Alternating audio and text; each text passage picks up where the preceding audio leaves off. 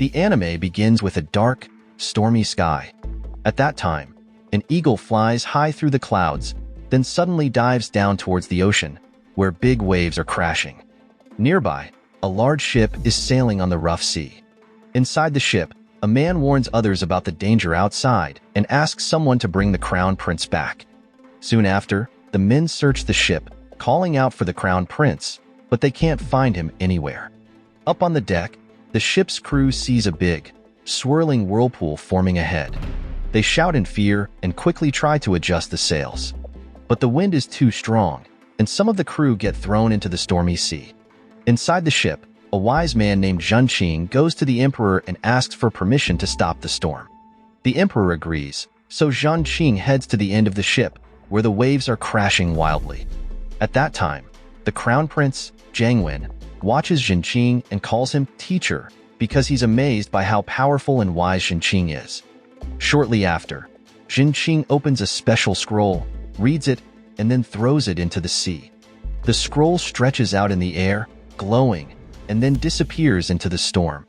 Suddenly, the dark sky begins to clear, and sunlight shines down on the ocean. On the other side of the ship, another man named Su Lei is searching for the crown prince, calling out for him in a panic. Finally, they find Jianwen standing on a wooden beam, proudly declaring himself a master of southern waters. And Su Lei, scared for the crown prince's safety, begs him to come down, but Jianwen refuses. Instead, he continues to admire Zheng, who was able to stop the storm so quickly. Then, Su Lei decided to agree with what the crown prince said. He told the crown prince that Zheng had served the emperor for many years and had special skills. However, Su Lei reminded the crown prince that the whole world belonged to the emperor, and all the officials worked under the emperor's power. He explained that without the emperor's authority and the magical jade seal, there would be no peace in the land. Hearing this, Jianwen jumped down and learned that the jade seal was a special treasure of the emperor, capable of making any wish come true instantly. Su Lei then suggested that Jianwen should return to the palace to eat, while he himself had to go face the emperor. Meanwhile, Zheng went to see the emperor to discuss the recent storm and a letter from King Yan. The letter mentioned that many important matters needed the emperor's attention. Zheng suggested that the emperor should return to the palace soon, especially since their trip to Nanyang had taken a long time and the state's resources were running low. Zheng also mentioned that King Yan wasn't very helpful, which is why he was asking the emperor to come back to the palace. However, the emperor seemed unhappy and said that King Yan had been overseeing the state for 2 years and now dared to give him orders. Then, the emperor asked Zheng if he was siding with King Yan, but Zheng quickly clarified that he didn't mean it that way. Soon after, the emperor expressed his doubt that the country couldn't progress, especially since they had been collecting taxes from smaller countries along the way. Zheng explained that Nanyang was different from the EC because a powerful pirate, Qi Sha, had been causing trouble there for a long time and wouldn't give up easily. And the emperor, holding his sword, told Zheng that if it weren't for his mercy, the emperor wouldn't have let him live. In a room filled with bookshelves, the crown prince was thinking deeply. Ever since they started their journey, his father, the emperor, had been avoiding Zheng. Jianwen, the crown prince, walked around the room, searching for the special jade seal. In another room, the emperor was coughing and asked Zheng if he was still supporting King Yan. The emperor had heard that new powers were rising in Nanyang. Zheng told the emperor about a group of pirates led by an Indian man named Mozera. This pirate had hundreds of followers and was said to have the mysterious power of a sea pearl. At that time, Zheng tried to convince the emperor to return to the palace, reminding him of his poor health. But the emperor refused, saying that Buddha Island was nearby. The emperor accused Zheng and King Yan of not wanting him to live forever and of secretly wanting his throne. Hearing that, Zheng denied these accusations and begged the emperor not to be angry. Meanwhile, Jianwen found a box with the jade seal inside. Just as he took it, he heard his father and Zheng arguing. There, Jianwen wanted to see what was happening, but the jade seal slipped from his hands and rolled away. When Jianwen picked it up, he suddenly saw his father standing in front of him. He was panicked and quickly hid the seal behind his back, pretending that he was just passing by. But then, out of nowhere, a sword pierced through his father's body. As the emperor collapsed, Jianwen was shocked to see that it was Zheng Qing who had stabbed him. Jianwen cried out for his father and demanded to know why Zheng Qing had hurt him. Realizing that people would soon arrive, Zheng Qing threw a sword at Jianwen and accused him of being the murderer. Shortly after, Su Lei arrived with food for the emperor, only to be shocked by the scene. He heard Zheng Qing shouting orders to arrest the assassin. The guards with Su Lei saw Jianwen holding a blood-stained sword, standing near the emperor, who was lying on the floor. At that moment, Jianwen, confused and scared, quickly dropped the sword and tried to explain that he wasn't the murderer. But Zheng Qing drew his own sword and ordered the guards to arrest Jianwen. Panicking, Jianwen started to shout that everyone was against him. He then tried to run away as fast as he could from Zheng Qing and the bodyguards. But Jianwen got trapped, and when he tried to escape through a window, he slipped and fell into the sea. Not long after, Jianwen came up to the surface and saw the guards lowering a lifeboat to chase him. Still trying to get away, Jianwen dove underwater and swam towards the Qinglong ship, a ship with magic powers. One of the guards reported to Zheng Qing that they had sent a boat to capture Jianwen. There, Zheng Qing ordered them to find Jianwen, whether he was alive or not. Shortly after, he looked through his binoculars and saw Jianwen boarding the Qinglong ship. He noticed a small light burning on the dragon's head at the end of the ship, which meant the ship recognized Jianwen as its owner. On the Qinglong ship, Jianwen started to panic when he realized the ship had no rudder to steer it. He was confused about how to control the ship. Meanwhile, Zheng Qing ordered the other ships to turn around and surround the Qinglong ship. They started shooting arrows at Jianwen's ship. At that moment, Jianwen quickly fell to the ground and saw the jade seal bounce out of his pocket. He remembered that the seal could control the ship, but he didn't know how to use it. On the other side, the guards that Zheng Qing ordered started sliding down ropes to get onto the Qinglong ship. That moment, Jianwen was still trying to figure out how to use the jade seal. When he saw a table with a strange pattern on it, he decided to place the jade seal in the center. Suddenly, a blue light shone from the seal, and Jianwen was able to control the ship. He even used the seal to speed up the Qinglong ship. As other ships tried to block him from both sides, Jianwen increased the speed of the Qinglong ship. Suddenly, the ships collided, but the Qinglong ship managed to escape from Zheng Qing's control. Jianwen then thought about going to Quanzhou to find his Uncle Yan, believing that only Uncle Yan could save him. Meanwhile, on another ship, Su Lei watched sadly as Jianwen's ship sailed away. Elsewhere, a man named Luwu Shifu received a letter and smiled slyly as he read it. Luwu Shifu then spoke to someone called General Azura. Luwu Shifu talked about the chaos in China and the rise of Japan. But General Azura was disappointed because the storm that Luwu Shifu created didn't harm the soldiers from the upper country. There, Luwu Shifu explained that although the attack didn't work, he had just received news that the emperor had died and the crown prince's whereabouts were unknown. General Azura said that since there was no emperor now, a new one would soon take the throne. Upon hearing that, Luwu Shifu laughed and revealed that his real goal was to capture the crown prince of the Shang state, who was the key to his grand plan. General Azura was impressed and decided to send 2 assistants to help Luwu Shifu. Meanwhile, a group of people who were drinking noticed a ship approaching. They were shocked when they saw the ship suddenly jump and fly above them, before landing back on the sea. The next morning, Su Lei went to see Zheng Qing and told him that King Yan had ordered them to retreat to Quanzhou harbor. Zheng Qing was worried because the crown prince had killed the emperor, and he had failed to protect him. Now that the crown prince had run away, Zheng Qing was sure that King Yan would blame and punish him. Su Lei explained that King Yan wanted Zheng Qing to go to Quanzhou harbor, gather 3 other magical ships, and find the crown prince. At that time, Zheng Qing needed to get back the jade seal to make things right.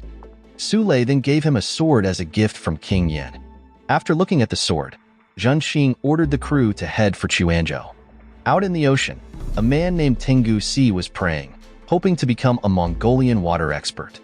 Suddenly, the Qinglong ship came speeding toward him and crashed into his small boat. Jianwen, who was on the Qinglong ship, woke up to find himself being held in the air by Gu Si. There, Gu Si demanded to know who Jianwen was and asked him to put him down.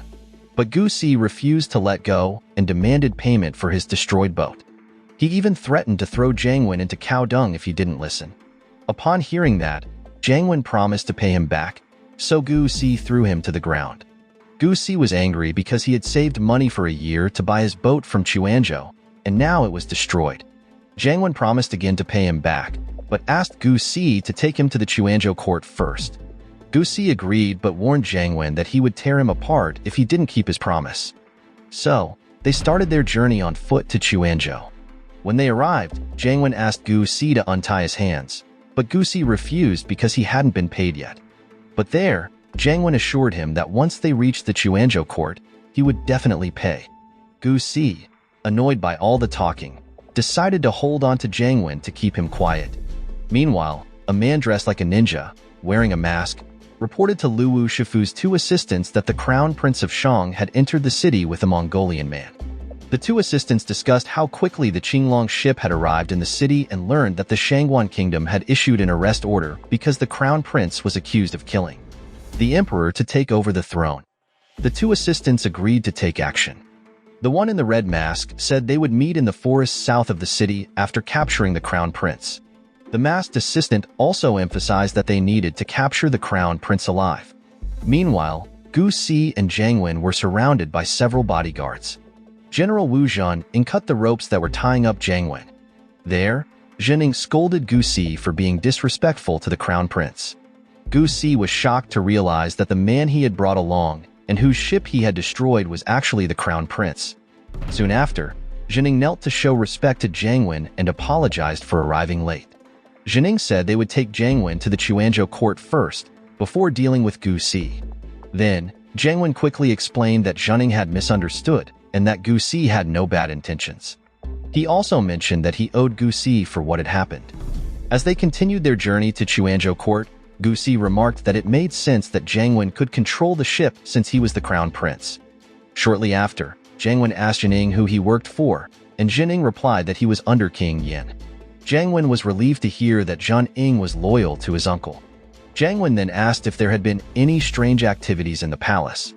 Zhening explained that King Yan had recently ordered officials to capture the murderer and told everyone that if they saw Jianwen, they should welcome him back to the palace to inherit the throne.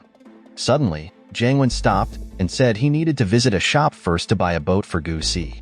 Hearing that, Zhan Ying objected, reminding Jianwen that he needed to return to court. But Jianwen insisted, saying he had promised Gu Si a ship upon arriving in Quanzhou, and asked if Zhan Ying wanted him to break his promise. Zhan Ying agreed and let them go into the shop. Inside the shop, Jianwen gave his jade to Gu Si as payment for the destroyed ship and told him to leave quickly. But Gu Si refused, saying the jade was worth 10 boats, and he only needed one. As a Mongolian, he didn't want to take advantage of others. Jianwen, however, insisted that Gu Si leave immediately, warning him that if he didn't, he would be killed. At that time, Jianwen believed that Zhan Ying had come not to welcome him but to arrest him. Gu Si was confused and didn't understand what was going on, but Jianwen didn't have time to explain. Jianwen then called the shop owner to buy a boat. But when an old man appeared from under the table, Jianwen changed his mind. Instead of the boat, he asked for some clothes and permission to leave through the back door, giving the old man his jade as payment. After changing into the new clothes, the shop owner, who recognized him as the Crown Prince, showed Jianwen the way to the back door. Jianwen was surprised that the shop owner knew who he was, but the old man assured him not to worry, saying he was just a businessman running his shop. Meanwhile, outside the shop, Zhening waited anxiously for Jianwen, who didn't come out. Then, he decided to go inside to check but couldn't find him anywhere. Jianwen, now planning to leave the city, told Gu Si not to follow him anymore. But Gu Si refused because he hadn't been compensated for his losses yet. As they were walking, a guard stopped Jianwen and examined him, noticing that he didn't look like a crown prince. The guard allowed him to pass, but suddenly Zhan Ying and his troops appeared, shouting that the two were royal fugitives. At that time, King Yan had offered a huge reward to anyone who could retrieve the Jade Seal. Soon after, the guards quickly surrounded Jianwen and Gu Si. Seeing the city gate about to close, Jianwen tried to escape, but Gu Si held him back, demanding his compensation. Just then, Luwu Shifu's masked assistant arrived and confronted the guards, while others jumped down from above the gate. In another place surrounded by water, an old woman asked Baidi Chili if she was sure she wanted to join the Pearls of the Sea. The old woman explained that if Baidi Chili accepted, she would gain the infinite power of the deep sea, but would also slowly turn into a stone, standing alone in the wind. There, Baidi Chili said that as long as she could defeat her enemy and save her tribe, she had no doubts. The old woman then took out a glowing pearl, cast a spell, and gave Baidi Chili the power of the Pearl of the Sea. Back at the Quanzhou border gate, Baidi Chili easily defeated a group of soldiers with her impressive fighting skills. Jianwen was amazed by how well she fought and told her that he would give her a gift after they left Quanzhou. But Baidi Chili took him seriously and dragged him away. Soon after, Jianwen called out to Gu Si for help, and Gu Si quickly followed.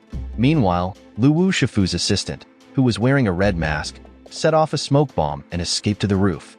He then ordered his men to send a signal, and flares were shot into the sky. Out at sea, a ship moved closer to the island, receiving the flare signal. The ship prepared its cannons and launched an attack on the city of Quanzhou, causing buildings to explode and catch fire. On another ship, Su Lei panicked when he heard the explosions. Zhenqing looked through his binoculars and saw a foreign ship attacking Quanzhou harbor. He immediately ordered his crew to target the enemy ship and move full speed ahead. Then, Zhenqing declared that anyone who dared to invade their land would be dealt with harshly. In the forest, Baidi Chili put Jianwen down, who was still complaining as she carried him. Sensing enemies nearby, she became alert as several attacks were launched at her. Suddenly, Luwu Shifu's assistant in the red mask appeared from behind a tree and teased Baidi Chili, asking when she would learn to respect others. Two ninjas, who were his followers, appeared and surrounded her. But the red mask assistant mocked Baidi Chili, saying she had fallen in love with the crown prince. He asked why she didn't go to the meeting place they had agreed on. Baidi Chili responded that she was taking Jianwen away. At that time, the red mask assistant realized that Baidi Chili was planning to betray them and, along with his ninjas, attacked her. Then, the red mask assistant noticed that Baidi Chili's powers had grown stronger since she got the sea pearl. He asked if she understood the punishment that awaited her for betraying General Azura. Baidi Chili replied that if General Azura released her Baidi clan, she would give him the crown prince. However, the red mask assistant refused, and they continued to fight. At that moment, Baidi Chili taunted the red mask, reminding him that he used to be the proudest and strongest ninja of the Baidi clan. The red mask assistant laughed and said that since his father gave him the sea pearl, all of that was in the past. As the two continued to fight, Jianwen, who was still tied up, wondered why everyone was fighting over him. Just then, Gu Si appeared, untied Jianwen, and quickly led him away. At the same time, Luwu Shifu's assistant noticed and stopped fighting, choosing to chase after Gu Si and Jianwen instead. But Baidi Chili blocked his path, and they continued their battle. Shortly after, the red mask assistant grabbed Baidi Chili's sword with his hand and said he was doing all this for the sake of their clan. He believed that if he completed the mission, he would gain the power to protect the Baidi clan's legacy. However, Baidi Chili warned him that he was risking the lives of the entire clan. As the chief's daughter, she couldn't allow that to happen. After another smoke bomb was set off, Baidi Chili sneaked up on the red mask assistant and pointed her sword at his neck. But the red mask assistant managed to escape by jumping into the sea. Meanwhile, on the shore, Gu Si panicked when he saw that his ship had been absorbed by the Qinglong ship. There, Jianwen tried to explain that the Qinglong ship was a magical ship that could repair itself by consuming wood. And Gu Si, feeling frustrated, grabbed Jianwen and demanded that he be given the Qinglong ship as compensation. But their attention was quickly diverted when they noticed several ships sailing in the distance. Soon after, Gu Si asked if they had come to pick up Jianwen, but Jianwen shook his head, saying they were enemies who had killed his father. He quickly led Gu Si onto the Qinglong ship. Using the jade seal to control the ship, Jianwen took off, leaving the place in a hurry. At that time, Gu Si was impressed by the ship's speed and tried to claim it as his own, but the fast sailing made him dizzy and seasick. Suddenly, a kunai, which was a type of throwing knife, flew past and almost hit Jianwen. Shortly after, Baidi Chili appeared on the ship, asking where Jianwen was heading. Meanwhile, on another ship, the general asked Luwu Shifu about the noble troops forming a blockade. Luwu Shifu told the general not to worry and promised that everything would go as planned. Afterward, the cannons on the ship were aimed at the ships in their way, and the attack began. But then, Gu Si became angry after being kicked by Baidi Chili and wanted to attack her, but Jianwen quickly held him back and tried to calm him down. Baidi Qili removed her hat and warned them to leave quickly before they were discovered. However, when she tried to steer the ship, she was confused because she couldn't find the steering wheel. Gu Si broke away from Jianwen and warned Baidi Qili to stay away from his ship. Jianwen told them both to stop arguing, explaining that only he could control the ship. Jianwen then took control of the ship, and as he increased its speed, Gu Si became seasick again. Soon after, Baidi Qili ordered Jianwen to take the ship to Quanzhou and warned him to follow her instructions if he didn't want to be killed. Gu Si grumbled, not liking being bossed around by Baidi Qili, but she drew her sword and pointed it at Jianwen's neck, warning Gu Si that if he tried to interfere, she would harm the crown prince. In that moment, Gu Si was confused and told Baidi Qili that Quanzhou was a dangerous place. Baidi Qili explained that the enemy ships had formed a blockade, and their only option was to head to Quanzhou to avoid attacks from the Chinese fleet.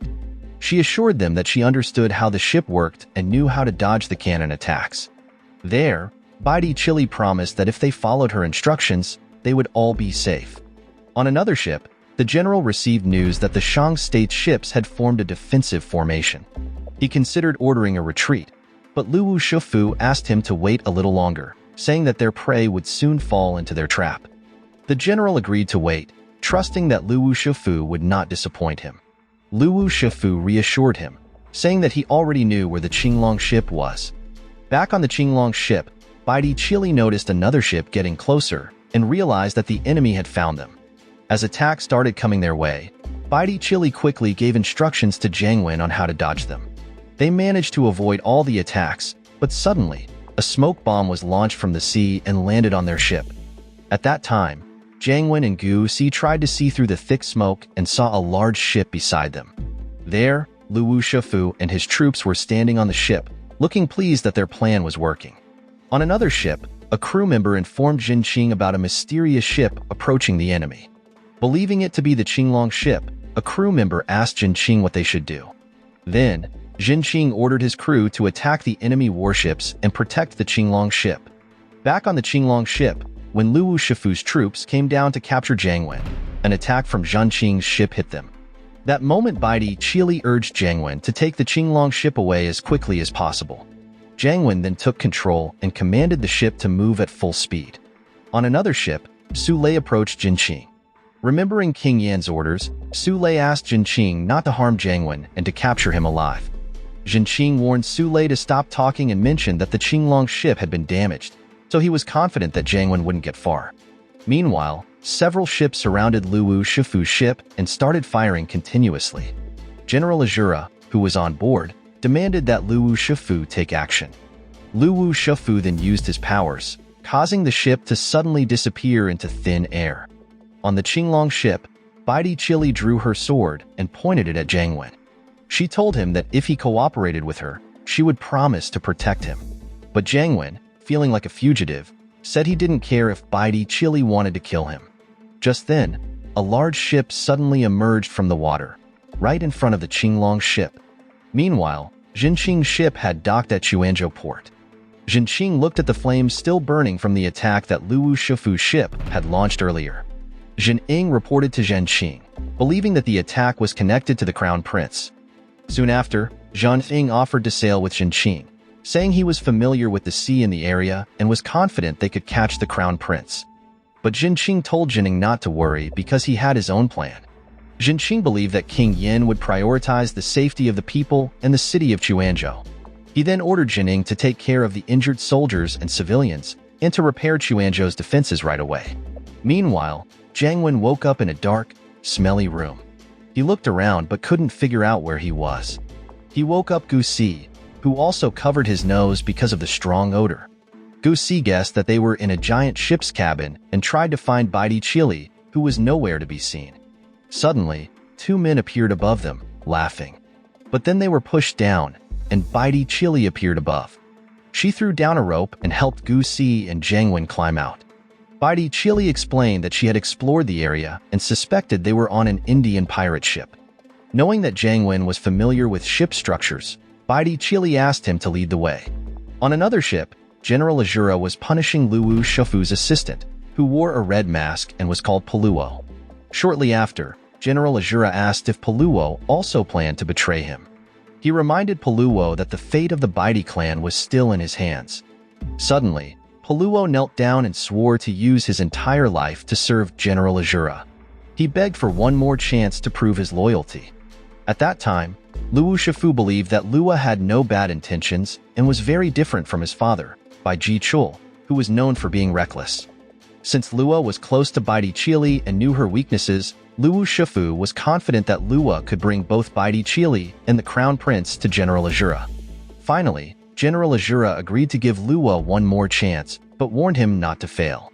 After Lua left, General Azura became angry with Luwu Shifu. He reminded Luwu Shifu of his failed plan to trap the Crown Prince. At that time, Luwu Shifu asked the general not to be upset, saying that even though the Crown Prince had escaped, he had uncovered the secret of the Baidi family. Then, Luwu Shifu revealed that Baidi Chili had a treasure and the Crown Prince's jade seal with her. Luwu Shifu was sure these were the things they were searching for. Hearing this, General Azura was pleased. With the jade, sea wood, and the Crown Prince, he believed he could find Buddha Island. Meanwhile, Jianwen, Gusi, and Baidi Chili reached the top deck of the ship. Jianwen was amazed at how large the ship was, big enough to swallow his Qinglong ship. Suddenly, an eagle appeared above them, swooped down toward Jianwen, and then flew in another direction, landing on the shoulder of a man named Mora Hao. Knowing Jianwen was the Crown Prince, Mora Hao told his men not to harm him. There, Baidi Chili tried to hold off Mora Hao's men and told Jianwen and Gu Si to pull the lever to open the bottom of the ship. But the lever was very heavy, and neither Gu Si nor Jianwen could move it. As Mora Hao lunged at them, Gu Si decided to fight him. He lifted Mora Hao and slammed him down hard. Jianwen then picked up an axe lying nearby and used it to cut the rope on the lever. With that, the bottom of the ship opened, and the Qinglong ship was finally released from the cabin. However, Jianwen, Gu Si, and Baidi Chili couldn't escape because a group of sharks were surrounding their boat. Mora Hao's men began shouting the name Mozera as a man riding a fish appeared. Mozera jumped onto the ship and climbed up to the upper deck. He approached Jianwen, wondering how much money he could make by selling the Crown Prince. Jianwen was surprised by Mozera's sudden appearance and asked who he was. Mozera mocked Jianwen for not recognizing him, proudly introducing himself as the #1 pirate in Nanyang, known as the Greedy Wolf. Baidi Chili tried to attack Mozera, but he easily blocked her moves. When Mozera realized that Baidi Chili had the power of sea pearls, he was thrilled, thinking she could also be sold for a high price. Mozera launched an attack, pushing Baidi Chili back. Gu Si tried to fight him too, but Mozera quickly overpowered him and threw him to the floor. In the ship's prison, Jianwen was furious that Mozera showed him no respect as the Crown Prince of Shang. Gu Si admitted that Mozera was very strong and wondered about the Iron Claw weapon he used. Baidi Chili explained that the Iron Claw was actually a sea pearl. She didn't expect to find someone in Nanyang with a sea pearl, especially one stronger than hers. Baidi Chili believed that Mozera had been practicing with sea pearls for a long time. Jianwen asked if the coral that Baidi Chili had used was also a sea pearl. Baidi Chili didn't answer directly and instead warned Jianwen not to ask too many questions. Just then, a man arrived, laughing and admiring the Qinglong ship. He wished he could own it. Gu Si was angry and warned the man to stay away from the ship if he didn't want to get hurt. But the man ignored Gu Si and started talking about how special the Qinglong ship was, noting its incredible speed and the fact that it didn't have oars. He believed that the ship was a magical or spiritual ship. The man noticed that Baidi Chili had sea pearls and asked where she got them. Annoyed, Baidi Chili threw something at his head, causing the drink he was holding to spill. After straightening his slightly wet clothes, the man introduced himself as Harold, an artifact expert. There, Harold kept talking about himself without being asked, which made Jianwen think he seemed easy to trick. Harold then mentioned how interested he was in the Qinglong ship and asked Jianwen to tell him more about it. Jianwen agreed and started to share a little about the ship but stopped halfway, saying that if he continued, Mozera might kill him. Harold reassured him that Mozera wouldn't kill him, but would probably try to sell him instead. He explained that as the Crown Prince, Jianwen was very valuable, and many people would pay a high price for him. Jianwen was shocked to learn that they planned to sell him and turn him into a servant. Meanwhile, Zhenqing was thinking about the connections between the crown prince, the Mu residence, and Guangdong. Soon after, a bodyguard reported that Zhen Ying wanted to see him.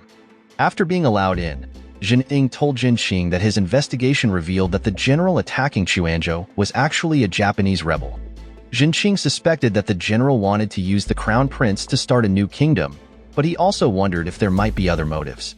There, Zhen Ying confirmed that the criminal Mu was searching for Buddha Island.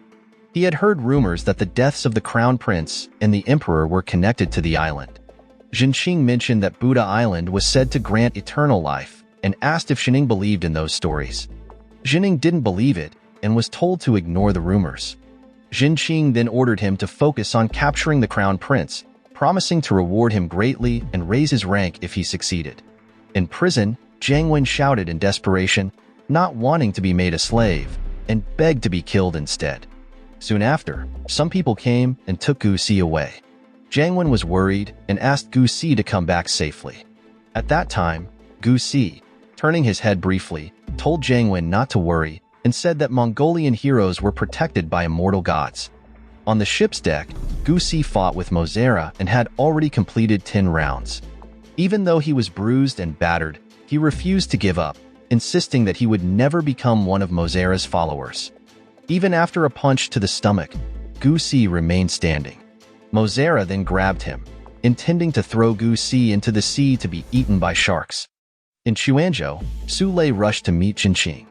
Upon hearing about Zhenqing's plans to leave, Sule asked if there was any news about the crown prince.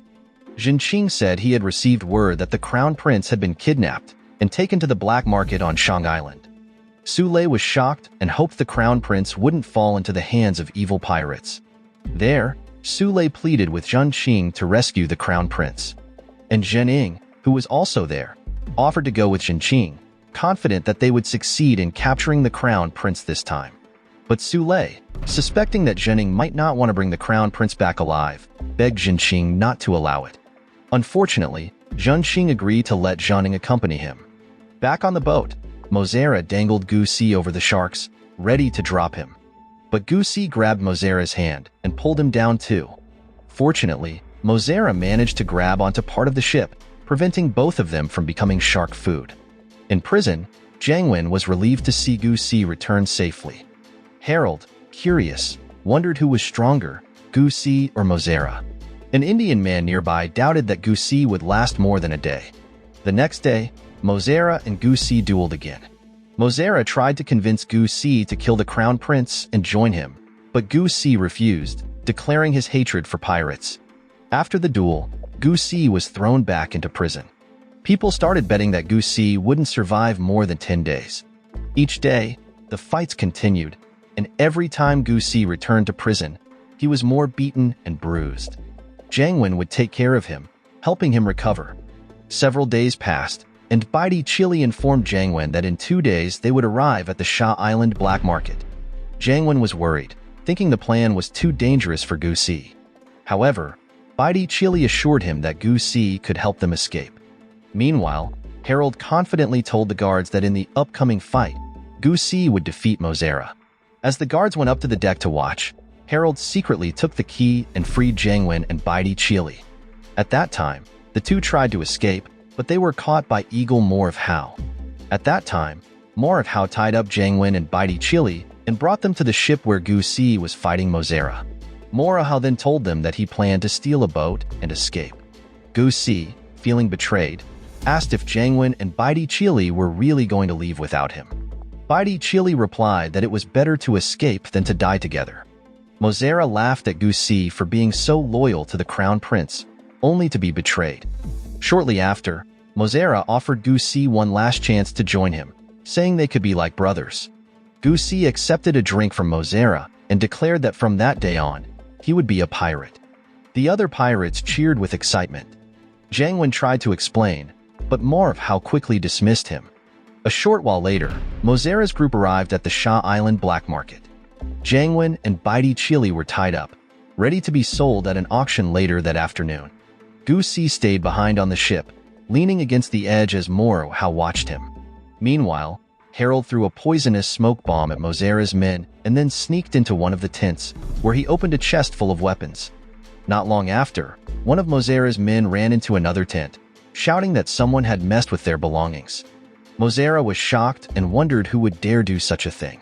Soon after, Mozera ordered his men to stay where they were while he went to check the situation. But some of the pirates were worried about their own belongings and decided to go check as well.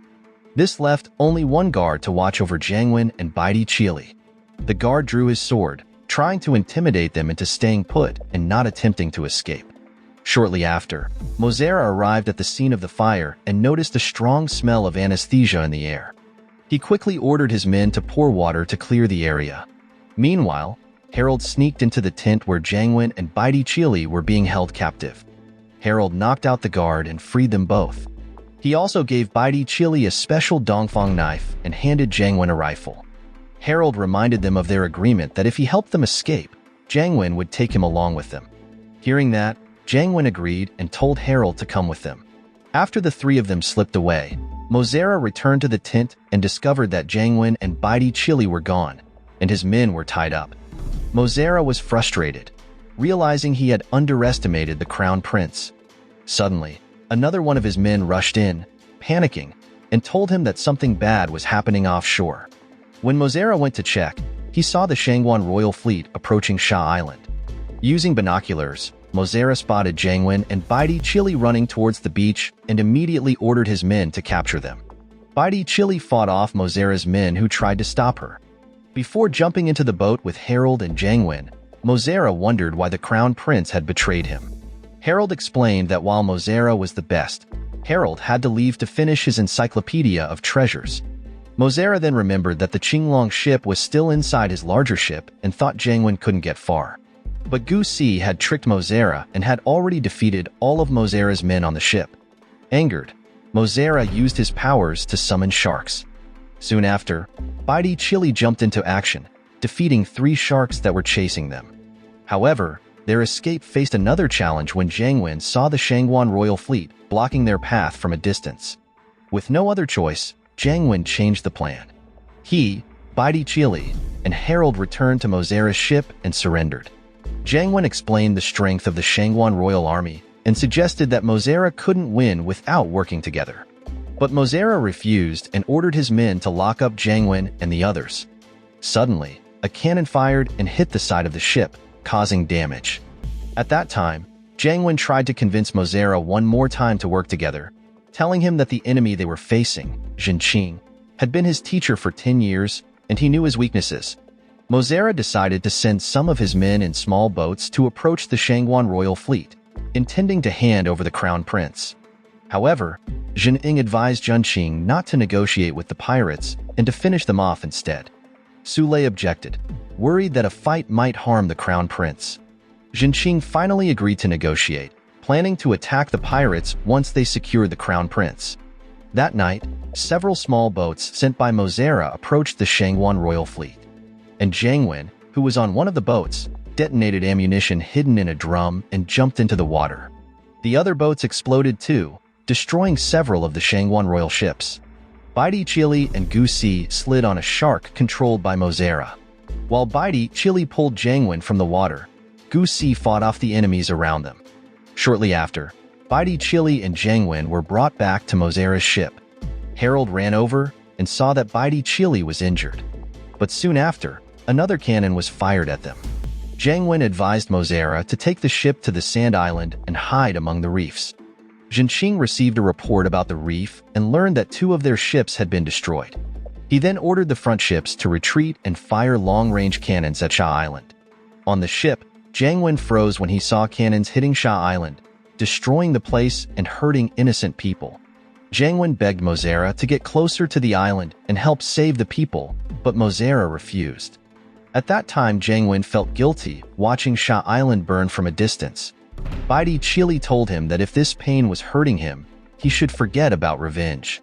Jianwen, however, took out his rifle and said he couldn't give up. He approached Mozera and insisted they go back to their original plan instead of attacking the Shangguan royal fleet. But there, Mozera angrily kicked Jianwen and ordered the attack to continue. They fired cannons at the approaching Shangguan royal ships. But soon, a counterattack came, and Jianwen realized it was a trap set by the Chinese forces. Soon after, Jianwen urged Mozera not to act rashly and suggested sending the sharks to scout the situation on the front lines before making any decisions. He begged Mozera to trust him, warning that if they didn't work together, they might all die. Just then, General Azura's ship appeared, and Luwu Shufu used his powers to create strong winds. On his ship, Zheng Qing noticed the new arrival and ordered his troops to fire black flares. When the flare went off, the Shangguan royal fleet opened a path, revealing a powerful gunboat called the White Tiger. Shortly after, Mozera ordered his men to keep attacking, but Jianwen warned that if they were hit by the White Tiger, their ship would be destroyed instantly. He suggested that the only way to fight back was to use the Qinglong ship. As the Qinglong ship approached the Shangguan royal fleet, Zhang Ying gave the order to attack. Jianwen skillfully maneuvered the Qinglong ship to dodge the cannon fire, while Baidi Chili launched an attempt to take control of the White Tiger ship. Her plan almost succeeded as she was close to destroying the ship's wheel, but she had to retreat after being surrounded. The White Tiger then opened fire on Mozera's ship, causing severe damage. Just when things seemed hopeless, Jianwen increased the speed of the Qinglong ship and rammed it into the White Tiger's cannon. He urged everyone to join in and destroy the ship's control. As the battle raged on, Mozera asked Jianwen what their next move should be. Jianwen said their last resort was to destroy the authority seal held by Zheng Qing, but warned that whoever went would be risking their life. At that moment, Baidi Chili volunteered to go, even though Jianwen didn't want her to take the risk. Dodging attacks, Baidi Chili managed to reach Zheng Qing's ship. She took out all the guards in her way and confronted Zheng Qing, holding Zhang Ying hostage.